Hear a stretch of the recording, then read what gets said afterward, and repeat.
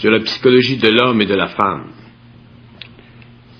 La psychologie de l'homme et de la femme s'est de plus en plus différenciée au cours des âges, parce que l'homme, au cours de l'évolution, s'est approprié le rôle de maître dans la société, sous l'auspice de sa force physique et même brutale, alors que la femme fut obligée de reconnaître un rôle secondaire et de l'accepter.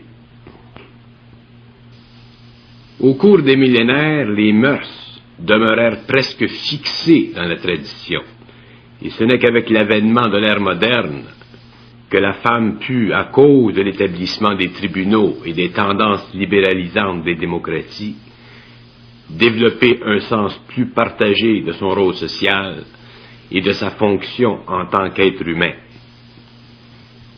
Les dernières décennies ont permis clairement à la femme de rompre les chaînes qui la liaient à son passé, mais ce changement n'alloua qu'une réforme sociale chez la femme. Aujourd'hui, la femme, socialement parlant, détient de plus grands droits et peut se permettre une plus grande liberté, mais son esclavage n'est pas encore effacé de son histoire personnelle. Et l'attitude de l'homme, non plus, ne s'est que renfrogner derrière le paravent de sa personnalité.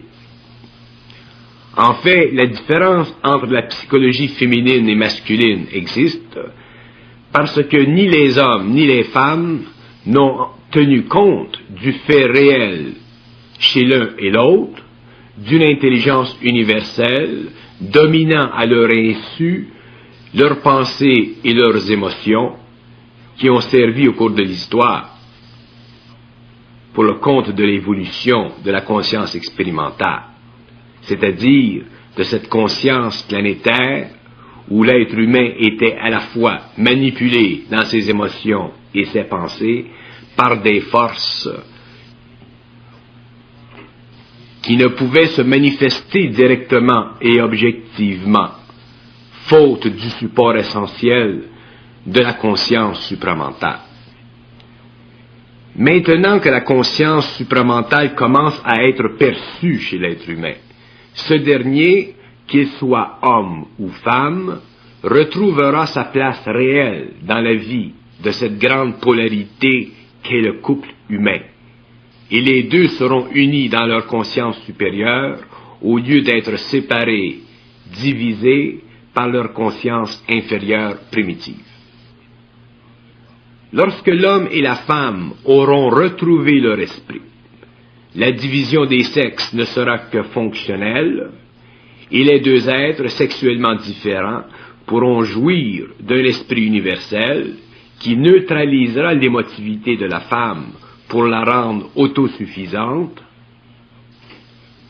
et allégera le mental de l'homme, ce qui lui fera perdre l'esprit de domination sur sa compagne. De sorte que l'homme et la femme seront de moins en moins différenciés psychologiquement, car les limites ou les conditions de leur psychologie inconsciente auront été remplacées par une conscience réelle de leur être. Tant que l'homme et la femme se verront en tant qu'êtres différents l'un de l'autre, c'est que l'un n'aura pas compris ce qu'il ou qu'elle représente réellement vis-à-vis l'intelligence universelle dans chacun, et tant que cet état de choses n'aura pas été vécu et compris parfaitement à l'intérieur de cette grande intelligence qu'est la conscience cosmique de l'homme et de la femme, l'un demeurera maître et l'autre esclave, malgré l'évolution des mœurs apportée au cours des dernières décennies. Il faut comprendre qu'une révolution dans les mœurs n'implique pas un changement profond et total dans l'être. Pour qu'il y ait changement total, il faut que l'être soit baigné dans cette conscience supramentale qui ne permet plus de division psychologique entre l'homme et la femme, car elle est au-dessus des motifs de ces divisions existentielles. La sexualité de la femme demeure jusqu'à ce jour sa force la plus grande de dissuasion vis-à-vis l'homme inconscient, car elle est pour lui le tableau où sa virilité se peint ou se dépeint. La femme le reconnaît bien, de sorte qu'elle aussi a commencé à prendre en main sa sexualité, et de nos jours, l'homme ne peut plus prétendre seul à la liberté sexuelle. Et ceci lui cause un léger froissement, car lorsque l'on a goûté du pouvoir de domination et que l'on voit ce pouvoir nous filer entre les doigts, on sent un peu pénétrer en soi une sorte d'insécurité, et la femme le découvre de plus en plus. Mais elle n'est pas fautive si l'homme est juste, mais peut et pourra de plus en plus l'être si elle sent qu'il revient à ses anciennes habitudes. Dans le monde, la femme est de plus en plus choyée, mais aussi de plus en plus seule, car elle ne veut plus souffrir, et ne voulant plus souffrir, comme ses sœurs du passé, elle décide souvent à contre-cœur de se retirer. Mais elle se retire car elle n'a pas encore suffisamment de force en elle, étant encore prisonnière de la mémoire ou de l'expérience. Encore faible, non aguerrie, elle peut ne pas s'offrir les joies passagères de la vie afin de diriger son regard là où elle ne risque plus de souffrir. Si la femme choisit aujourd'hui de s'amuser légèrement, ce n'est pas parce qu'elle a perdu le sens de sa vertu, le sens d'un être qui doit maintenir un certain ordre dans ses actes, qui, largement et avec trop de facilité, souvent entraînerait la confusion. Après tout, pour la femme, il y a quelque chose de précieux autour de son acte sexuel, tandis que pour l'homme, l'acte peut être gratuit. Mais avec le temps, la femme aussi apprendra à vivre l'acte gratuitement, mais ceci se fera au fur et à mesure qu'elle aura appris à mettre de l'intelligence dans ses sentiments, au lieu de ses sentiments dans l'intelligence.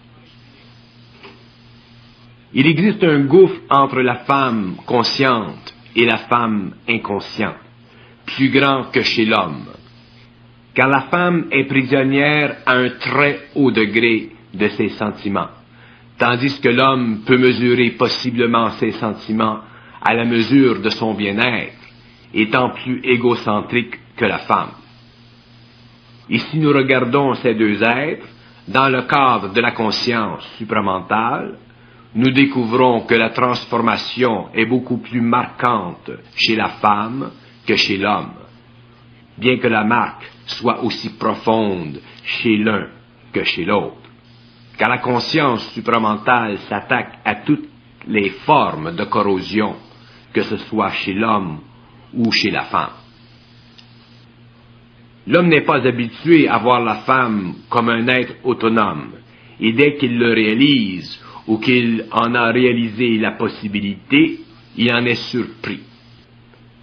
Et lorsque la femme découvre le vrai visage de l'homme, libérée enfin de son égocentrisme mâle, elle découvre la vraie beauté de l'homme. Or, les deux êtres de sexe différents se découvrent dans une nouvelle perspective. L'un s'aperçoit qu'il bénéficie de l'autre et qu'il y a grande égalité d'esprit entre les deux, plutôt qu'un différentiel où la domination s'impose au bon sentiment.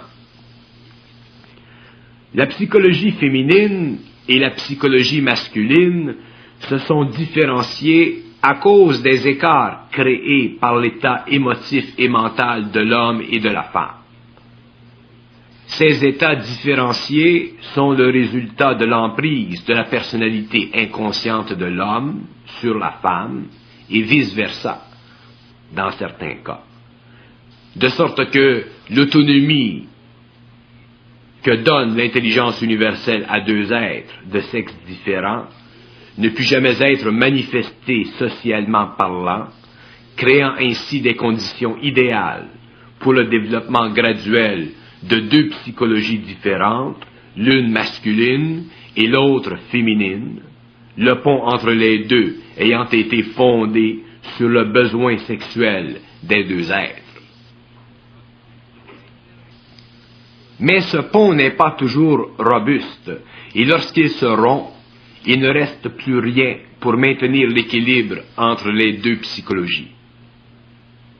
Et c'est justement ce qui est vécu aujourd'hui, comme jamais auparavant, le déséquilibre des deux psychologies, dont le pont se rompt avec plus de fréquence car la sexualité est devenue plus libre, de sorte que les différences entre la psychologie masculine et féminine s'accentuent, et l'homme et la femme se retrouvent de plus en plus seuls et marqués par leur différentiel psychologique lorsqu'en fait leur psychologie devrait être unifiée sous le parapluie d'une psychologie supramentale, mettant fin à la division des sexes. Je dis bien la division des sexes, car la division entre la femme et l'homme provient de leur sexualité et non de leur esprit. Leur sexualité a affecté leur émotion et leur mentalité, de sorte qu'aujourd'hui, la sexualité étant libre, l'homme et la femme ne savent plus où mettre la tête. Ils essaient tous les deux de comprendre leur prédicament. Ils essaient de rationaliser leur position vis-à-vis l'autre. Mais il manque une autre dimension à leur point de vue, et tant qu'ils se verront différenciés dans leur sexualité, leur état d'esprit en souffrira. Lorsqu'ils seront unis dans leur esprit, la différenciation sexuelle ne sera que fonctionnelle et non plus psychologique. Il n'est pas facile de faire comprendre l'homme à la femme, ni la femme à l'homme, car tous les deux vivent leur vie selon un barème qui est basé sur leur état subjectif respectif. Chacun est prisonnier de son point de vue, et nul ne peut le laisser tomber, car il fait partie de lui ou d'elle, en tant qu'être subjectif. Pour que les deux puissent s'entendre sur un plan commun de vie, il leur est nécessaire de vivre d'une intelligence objective de la psychologie, afin que cette psychologie nouvelle puisse annuler la différenciation, qui ne crée que des différences, au lieu de créer des ressemblances ou des modes parallèles d'entendement. Tant que la vie psychologique de l'être humain sera fondée sur la conscience subjective, il est évident qu'il ne vivra que d'émotions et d'attitudes, et cette sorte de vie ne pourra que maintenir en surface les divergences de points de vue qui risquent, à la longue, surtout aujourd'hui, de mener le couple vers l'échec éventuel, compte tenu des conditions plus libres de la vie moderne. Le grand symptôme de la maladie du couple, c'est la séparation ou le divorce. Pourquoi? Parce que chacun croit avoir raison, lorsqu'en fait, un sert à l'évolution de l'autre. Mais il faut le savoir. Et tant qu'on ne sait pas, eh bien, on souffre du mal d'aimer ou d'être mal aimé. L'homme inconscient et la femme inconsciente veulent être aimés car ils craignent la vie seule. Mais la vie seule n'est possible que pour ceux qui le veulent bien ainsi, ou n'en voient pas d'autres possibilités. Si l'être humain, homme ou femme, vivait selon une conscience réelle, la crainte d'être seul disparaîtrait, car il comprendrait l'illusion de la nécessité d'être seul, ou dans le cas contraire, d'être accouplé. La psychologie masculine et féminine devient de plus en plus divisive lorsque l'homme et la femme prennent leur propre parti au sérieux et qu'ils se définissent dans une perspective qui leur est personnelle. Or, la personne humaine n'est pas seulement un miroir d'elle-même, elle est aussi une lumière qui jette des ombres sur le miroir, car ce dernier n'est pas parfait. C'est ici que la psychologie masculine et féminine commence à prendre des contours pour éventuellement cerner complètement le miroir, féminin et masculin, et une fois le contour défini, le miroir croit être limité par ce contour. Erreur très grave qui entraîne toutes sortes de malentendus entre l'homme et la femme. Évidemment, être miroir sans contour n'est pas facile non plus, car on est habitué depuis des siècles à des contours, depuis notre temps d'enfance, et cette enfance était à son tour le produit des contours de nos chers parents qui voulaient faire de leur mieux. L'homme est très semblable à la femme sur le plan de vie mentale, ouvert à l'intelligence. Et cette similitude disparaît au fur et à mesure qu'il cherche à s'identifier à une image de l'homme créée de toutes pièces par son insécurité mâle versus la femme. Avez-vous remarqué que le plus gros et le plus fort des hommes se fait petit devant la femme lorsqu'il la rencontre et voudrait la connaître? Ceci fait partie de son insécurité, qui monte à la surface jusqu'au moment où elle lui donne le plaisir de son intimité. À partir de ce moment, l'homme réacquiert rapidement sa fausse sécurité et la domination commence imperceptiblement. Dans le cas de la femme, le jeu de son ego est proportionnellement différent. Elle est libre, donc en confiance non servile, avant de s'être donnée, et dès qu'elle s'est donnée, une sorte d'inquiétude s'installe en elle, à voir si elle a fait un choix désirable ou non. Si ces deux êtres merveilleux dans leur ensemble continuaient à s'émerveiller l'un de l'autre, c'est-à-dire à se voir selon l'intelligence en eux, qui éclaire leur personne, cette même intelligence serait le pont dont ils ont de besoin pour bien vivre l'un avec l'autre en parfaite harmonie, au-delà de leur personnalité ambiante ou selon une psychologie masculine et féminine. Mais il n'en est pas encore ainsi sur le globe.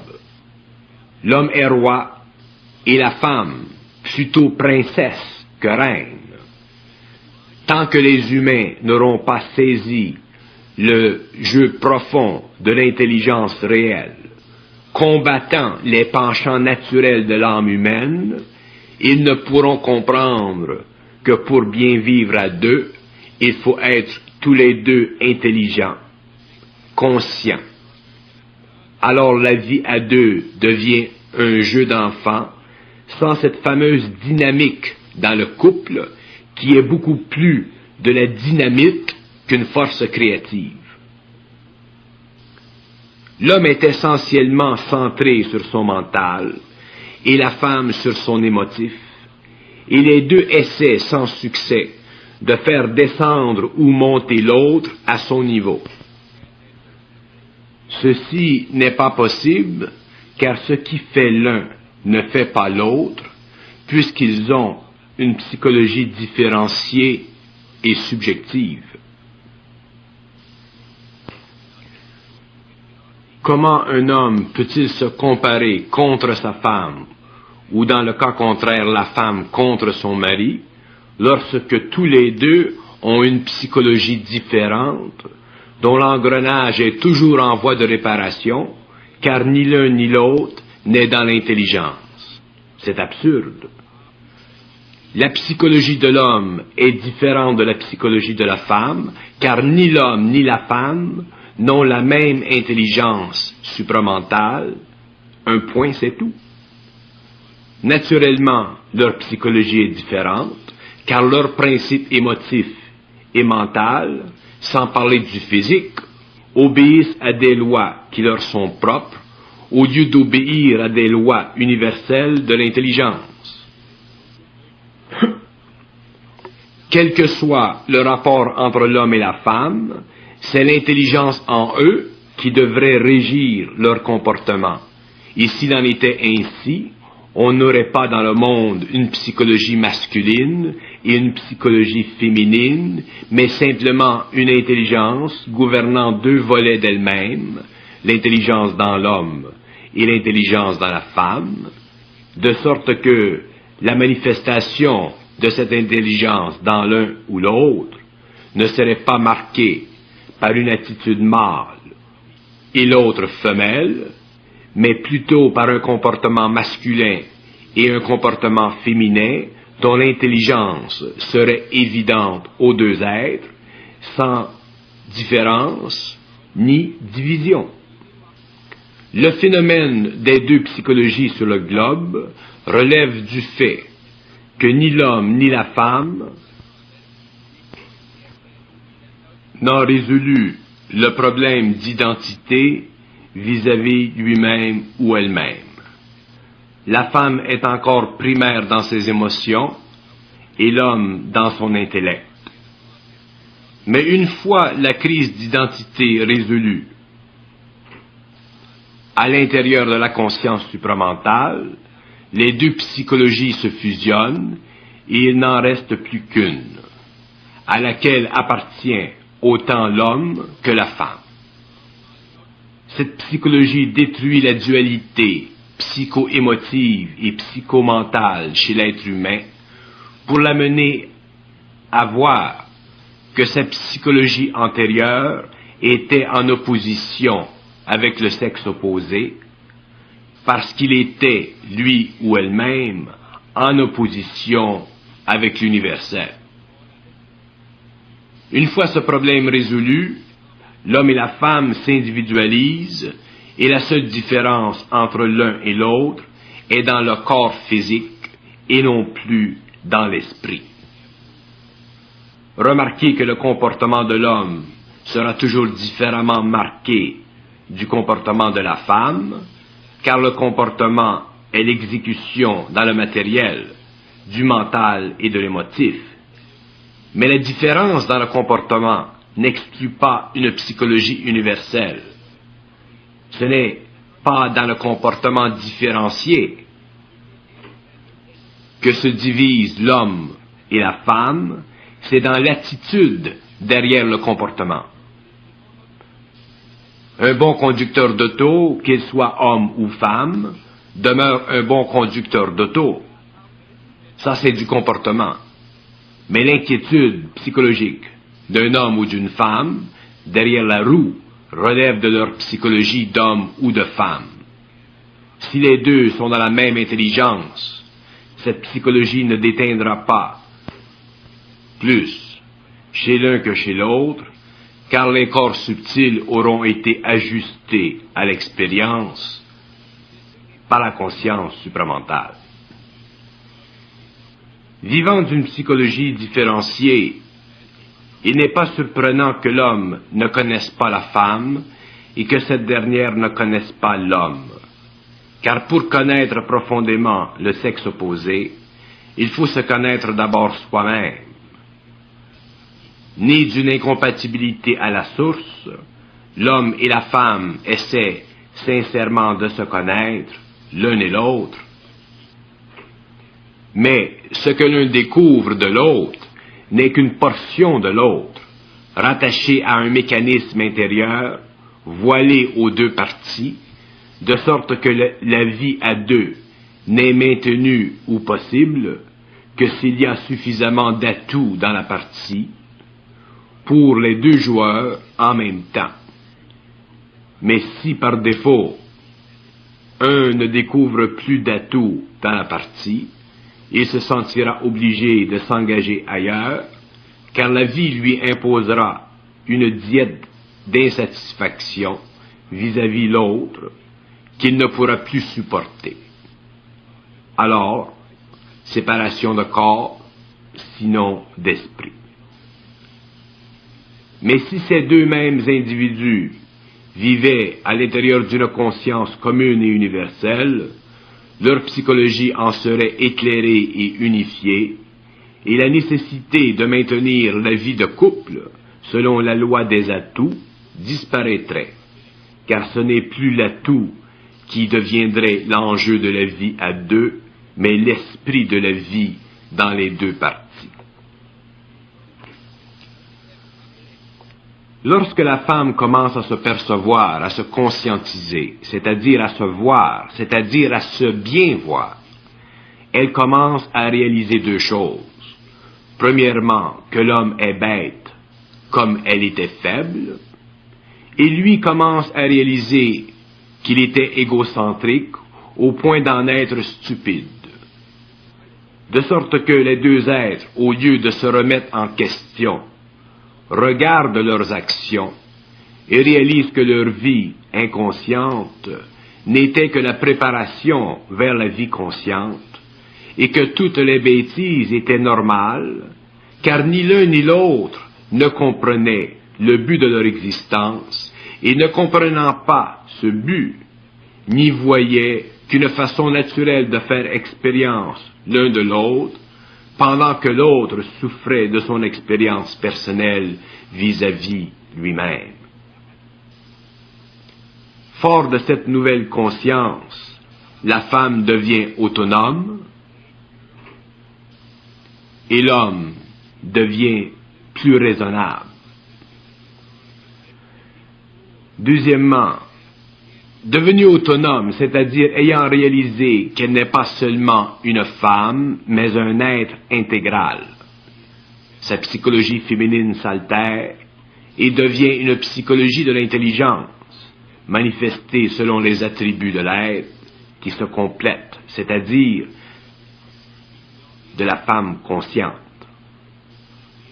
Alors, plus de psychologie féminine, simplement une psychologie de l'être réel. Dans le cas de l'homme qui se réalise au-delà des limites de son égocentrisme, un recul chez lui se manifeste. Il apprend petit à petit à redonner à la femme l'espace qu'il lui a enlevé par la force, par domination. Et lui ayant redonné son espace, il s'aperçoit enfin qu'elle n'est pas aussi femelle qu'il l'avait cru, mais que la femelle, dans la femme, avait été le produit de son émotivité sans intelligence, comme le mâle en lui était le produit de son égocentrisme insécure. Fort de deux nouveaux états de conscience, nous découvrons deux êtres humains qui se respectent mutuellement et qui allouent maintenant que l'intelligence transpire en eux. Et voyant l'intelligence dans l'un et l'autre, leur psychologie masculine et féminine s'estompe, et il ne leur reste plus que la psychologie de l'intelligence supramentale. C'est ça de l'amour réel entre deux êtres. Adieu la psychologie masculine et féminine, adieu les problèmes de couple, adieu les dynamiques de couple, adieu la dynamite dans le couple, la paix enfin, et la vie commence, mais différente de ce qui peut être rêvé par le masculin pour son propre compte et par le féminin pour sa propre vertu.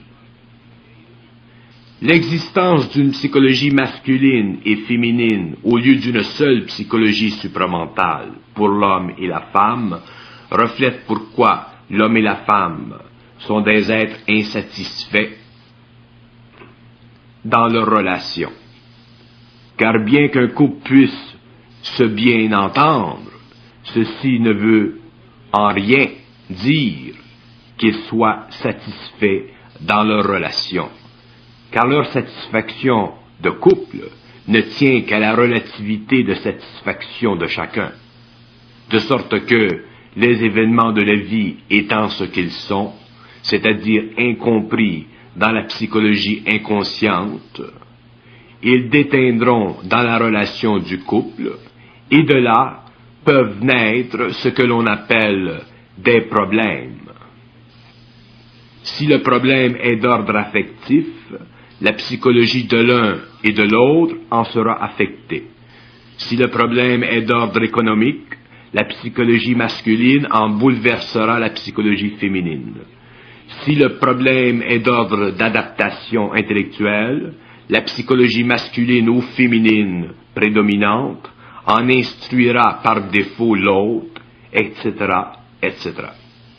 Autrement dit, deux psychologies dans la même maison, c'est dangereux, c'est pourquoi l'homme et la femme vivent dangereusement ensemble.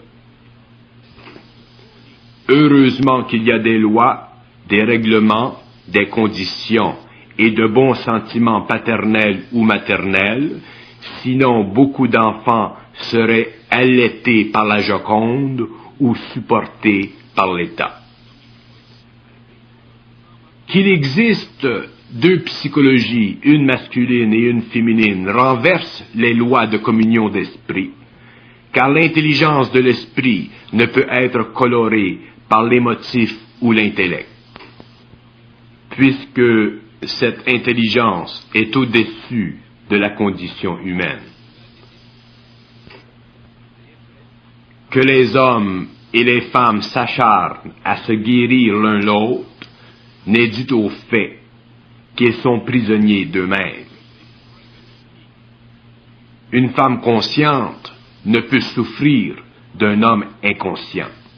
Elle le laisse derrière, et il en est de même pour un homme conscient, car ni l'un ni l'autre ne peut être esclave de ses sentiments ou dominateur par ses idées. Alors la dualité psychologique de l'être humain, qu'elle soit culturelle ou idéologique, ou simplement psychologique dans le sens que veut bien lui prêter la psychologie autoritative, ne repose que sur le manque d'intelligence réelle chez l'humain.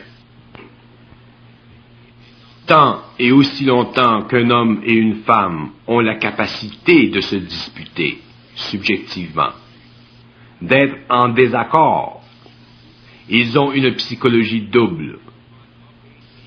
Tant qu'un homme n'est pas capable de voir au-delà de son point de vue et qu'une femme se sent impuissante, il y a psychologie double.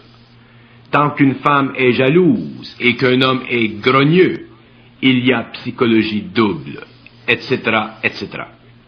Autrement dit, tant qu'il n'y a pas d'unité d'esprit entre deux êtres, il y a psychologie double, et s'il y a cette double psychologie, les deux êtres vivent une vie marginale, l'un vis-à-vis l'autre, même si cette vie n'est pas si mal, en fin de compte.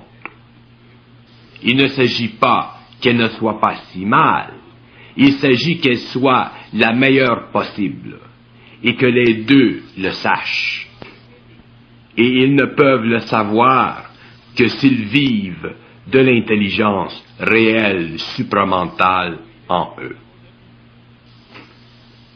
Il ne s'agit pas que l'homme s'estompe et que la femme prenne de l'ampleur. Il s'agit que l'un voit l'intelligence dans l'autre, mais pour que ceci soit possible, ni l'un ni l'autre ne peut se prendre au sérieux, car se prendre au sérieux, c'est de la psychologie inconsciente masculine ou féminine. L'intégration de la personnalité humaine requiert que la psychologie subjective soit ajustée à un niveau d'intelligence supérieur à l'homme, afin que ce dernier puisse s'élever au-dessus des formes qui constituent l'étoffe de sa psychologie masculine ou féminine. La relation entre hommes et femmes ne peut s'éclaircir et devenir créative et parfaite au lieu de dynamique que lorsque l'homme et la femme auront réalisé que leur psychologie respective s'instruit de leurs faiblesses au lieu de leur intelligence supérieure.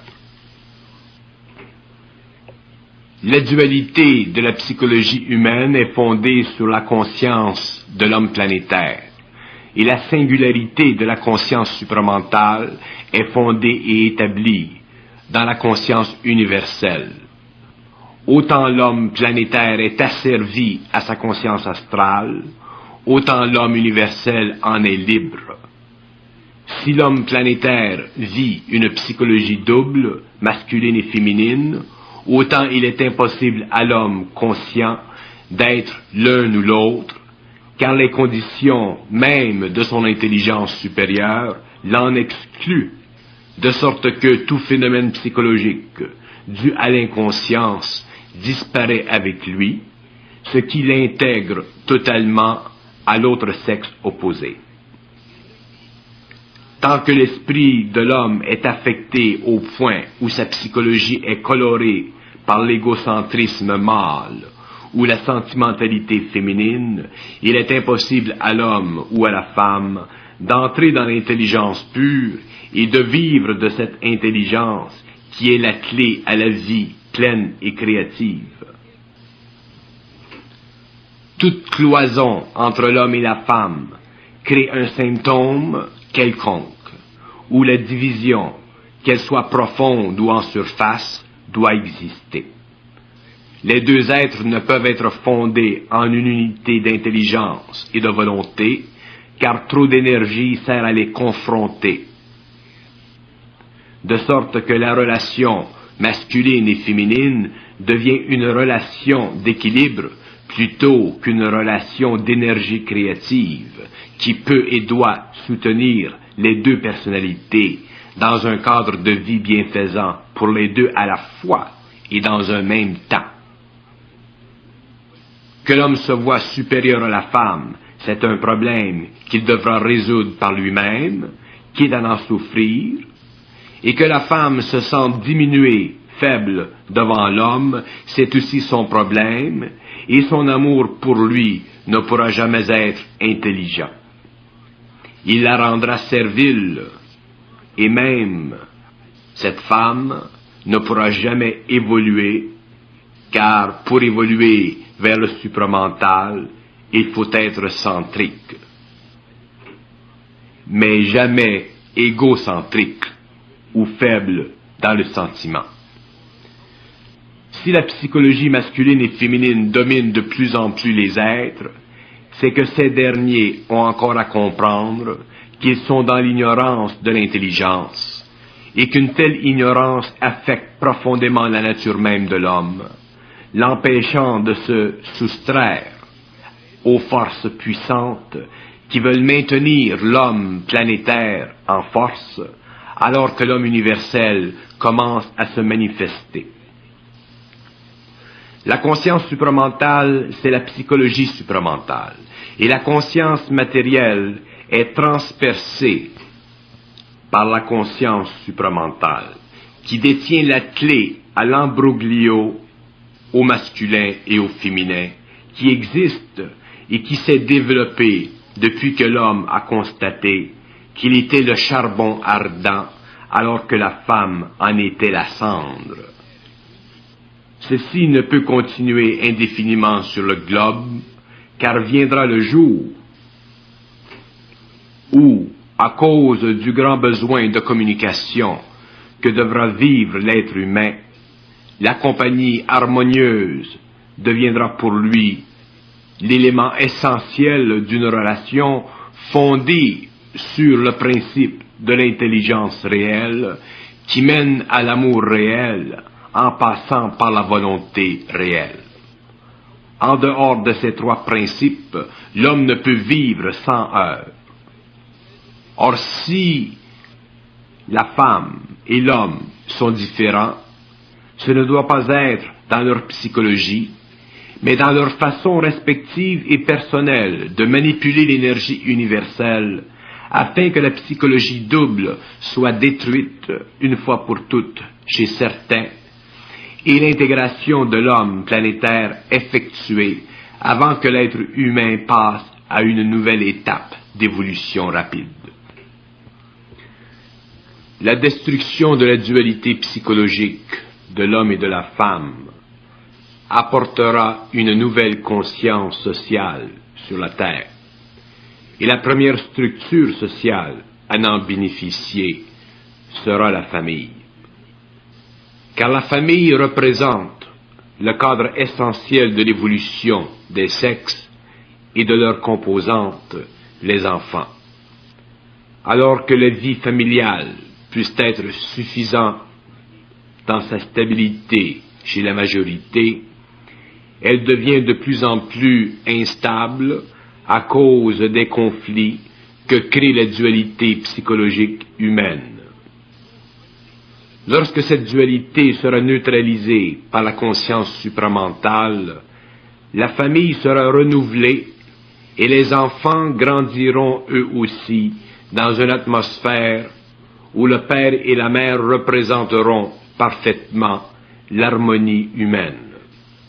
Ils en seront bénéficiaires et la société future en sera enrichie.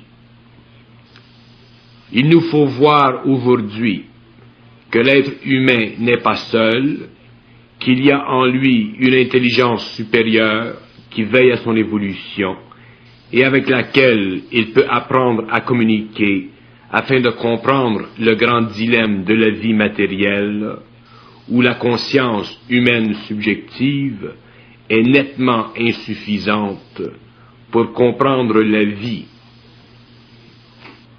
et la totalité du rapport humain avec cette vie qui dépasse le matériel et qui pourra un jour être connue de l'être humain, lorsque ce dernier aura compris et appris à s'exprimer selon les lois de l'intelligence en lui, au lieu des lois planétaires de sa conscience expérimentale qui est impuissante et corrosive. La descente de la conscience supramentale sur la Terre produira chez ceux qui pourront la vivre un réajustement de leur psychologie subjective, de sorte que les hommes et les femmes de demain ne seront plus prisonniers de leurs afflictions psychologiques, mais libres dans leur esprit, car l'intelligence supramentale en eux éveillera leur esprit à la créativité complémentaire, et ce faisant, instruira l'homme dans la beauté de la femme, et la femme dans le grand rôle planétaire de l'homme.